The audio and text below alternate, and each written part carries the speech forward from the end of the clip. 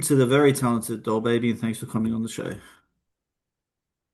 Well, thank you for that. You're most welcome. All right, let's jump straight into it. Okay. Firstly, take us back. Tell us about your life growing up, your family, and everything relating to that. Okay. Well, I kind of grew up around the film business because of my dad. And so I've always been fascinated with the entertainment industry. And, I grew up dancing. I grew up, watching movies with my dad and going to shows and musicals. And so I was always interested in the arts and storytelling. And but my dad sheltered me from it, obviously, because he's seen how it's affected some people who, especially at a young age. So, even though I was writing songs like as soon as I could talk, he would just always told me, get an education, that's the most important thing. So always wrote music. And then I remember I didn't start taking it seriously until I actually got the opportunity to meet James Newton Howard, who was a film composer. And he asked me a question of, you know, what's your favorite song in King Kong? And because he composed that film. And I remember I was like, when the monkey dies. And he asked me why. And I was like, because it makes me cry. The music made me cry. And so that was kind of what triggered everything. I was like, I knew I wanted to make music that moved me because my songs were kind of a way for me to like get my emotions out on paper. And yeah, it's like my songwriting at first was just it became a form of my diary. And so that's what my dad always says, like, oh, you're just like Taylor Swift, but it's, you know, it just kind of came natural to me to get my emotions out through song and help me process it. It was almost like a healing process for me. And then when I was in college, I actually did photography for a recording artist. And I became friends with his producer, Adam Berg. And he was like, oh, what do you study photography in school? And I was like, no, I actually study music. And he was like, wait, what? So I showed him one of my songs, and then, the rest is history. He was like, oh, we got to record some stuff. And I said, I have to graduate college first. That I promised my dad. And then as soon as I do, I'll be in the studio. So, yeah, that's kind of how it all started. Wonderful. And what does family mean to you, personally and professionally? Oh, it means everything. We kind of all work together. I work with my brother. He's really good at marketing and branding because he's worked for companies and that's what he did. He also works in the film business. I do work for my dad in the film business. So family is really important to me because we all work together. We all have the same kind of creative gene. And, my mom's like the backbone, the emotional backbone of our family. So just, it's everything to me. I love my family more than anything. Incredible. All right, let's talk music. What was happening in your life emotionally when you wrote Alone? Well, I was alone at the time. I I wrote that song when I was in a really dark cycle. You know, I think a lot of women can relate to having bad taste in men. And so that was kind of a moment where I looked myself in the mirror and was like, why do I keep repeating the same mistakes? And it's because I didn't want to be alone. So I was settling for any love that came my way just because I didn't want to be alone. And I think that so many people can relate to that. But, writing that song kind of helped me realize I have more value than this and I don't want to settle. Yeah, wonderful. And definitely agree with you. Some people just settle and then, yeah, it really hurts them in the long run. So I completely understand where you're going with that. Yeah. Tell me about See You Later. That's incredible too. See You Later was a lot more emotional because I wrote that at the time that my godfather passed away.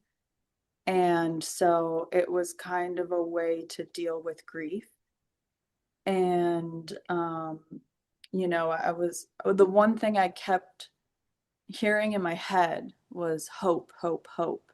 So that's when it's not goodbye, I'll see you later. I do believe that there's an afterlife and we're all going to be reunited again one day. So that was something that I kind of dedicated to my godmother, who, Coco, she was a big part of my upbringing. And so I just wanted to write that song for him, dedicated to him, but also for her to cling on to hope that she was going to see the love of her life again one day.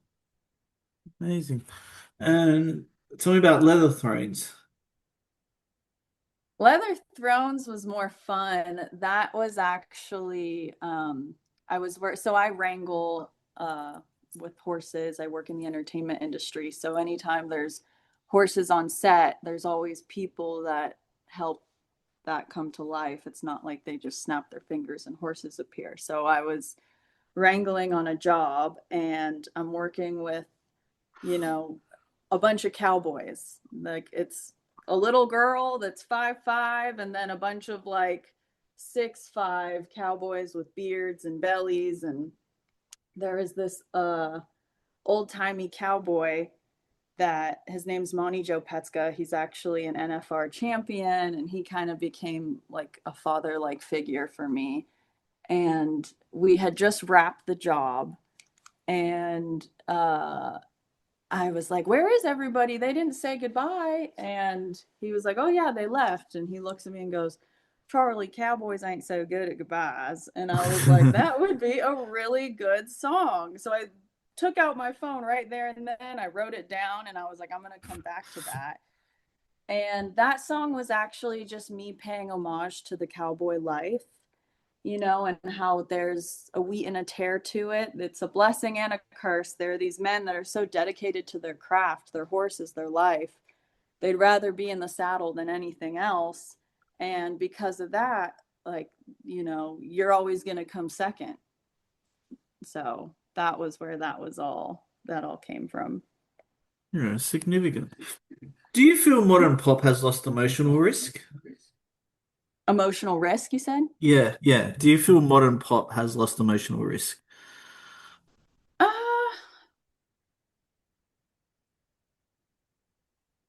no, no, I don't think it has. I think that, you know, I, I think pop music is always going to come from a place of emotion, whether that makes you feel happy or sad. And, I even think of, I think Sabrina Carpenter, she's a great songwriter. And if you're just looking at the surface, you're thinking, oh, these are fun songs. But I know that there's a lot of emotion that inspired those. So, no, I don't know if I agree with that. Sure. And did you always have confidence in your voice? No, no. In fact, I probably still don't. I think I'm have confidence in the words that I'm saying. That's why I always say I'm a songwriter. I love to sing and it's a way to make those words come to life, but no, I think I still kind of struggle with stage fright as we all do, but for me it's because I believe in the words that I'm saying and that's probably why it looks like I'm confident.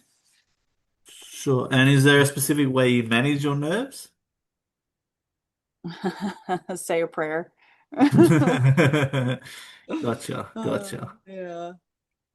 And what artist did you growing up really, really admire? And who do you currently admire? Well, there's a lot of range.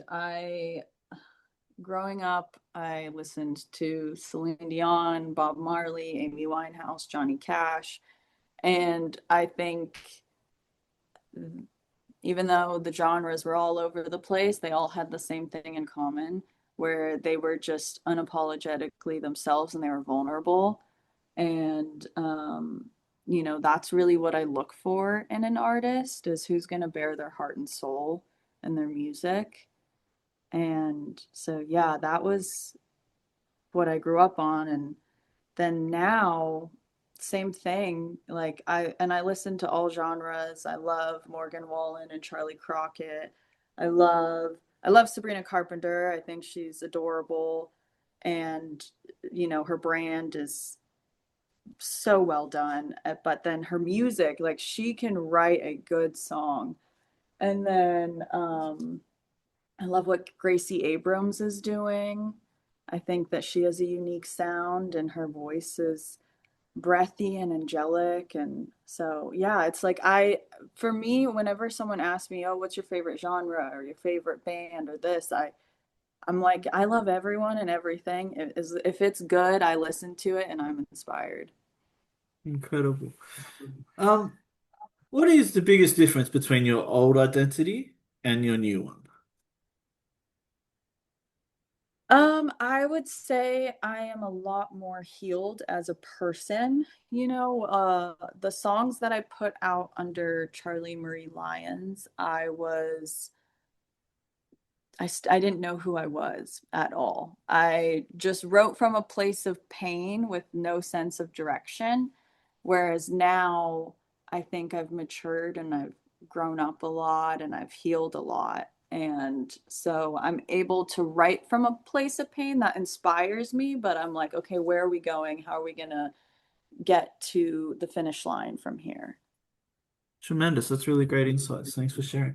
What is the visual world of Dollbaby? The visual world.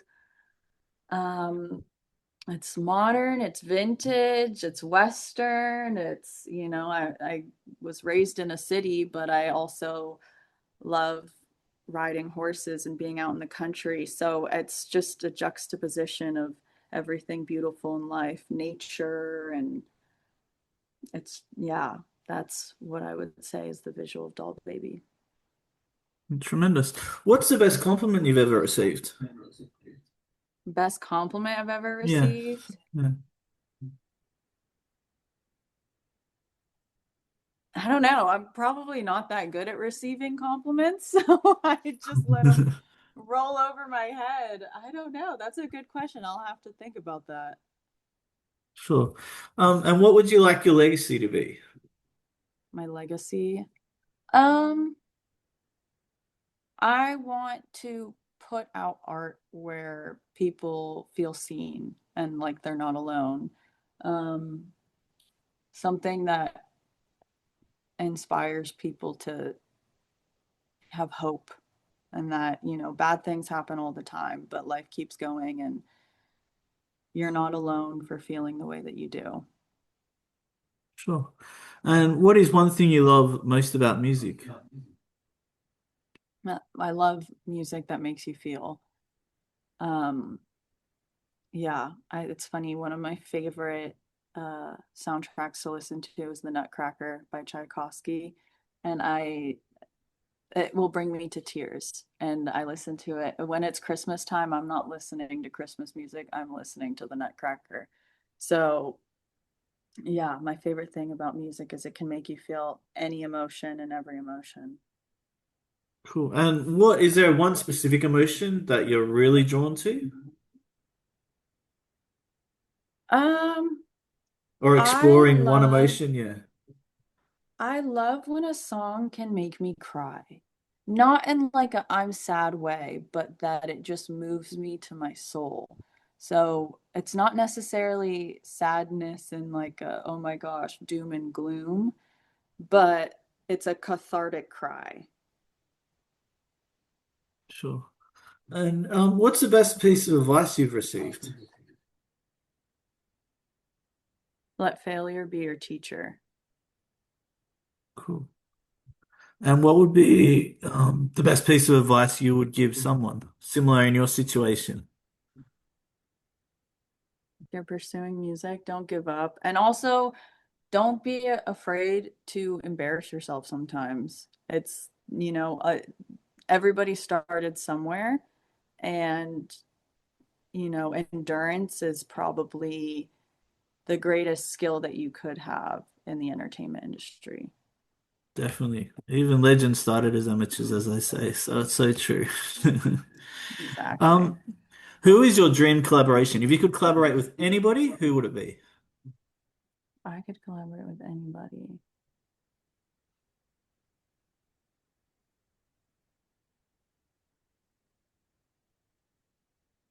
Probably Morgan Wallen. I think it's interesting how he just did a collaboration with Tate McRae, and it's they're on opposite genres. She's pop and he's country pop, but just yeah, Morgan Wallen probably. Oh, that's fascinating. What's something people would be surprised to learn about you? Um,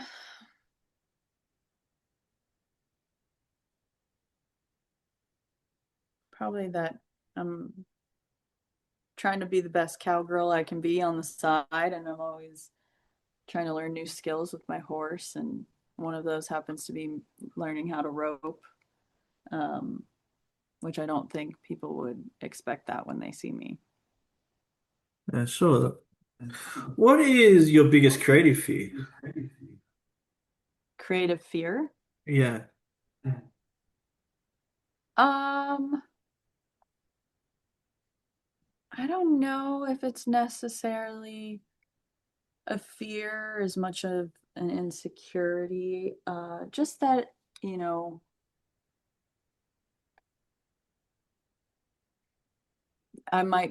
someone might read too much into my songs and my lyrics and assume that they know more about me than they do. sure. What kind of atmosphere do you need around to create your best work? Well, when I'm writing a song, it's usually like I get woken up in the middle of the night and I go to the keyboard. So I guess peace and quiet. Great. And what keeps you motivated during difficult periods? And also, further to that, what inspires you daily? The art is what keeps me motivated because even if don't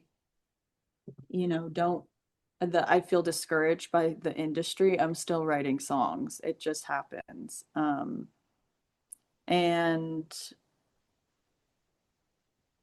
what was the second part of that question? What inspires you or what motivates you daily? Um, I think just emotion motivates me probably. My own feelings motivate me. And then, yeah, I don't know. That's a good question. I don't know if I have the right answer for that. Well, that's a great answer and great insights that you said. So yeah. At the end of the day, what would you like Dollbaby to stand for? I want Dollbaby to stand for authenticity, uh, vulnerability, and hope. Terrific. If you could go back in time and there could be one thing you can change, it can be personally or professionally, what would you change?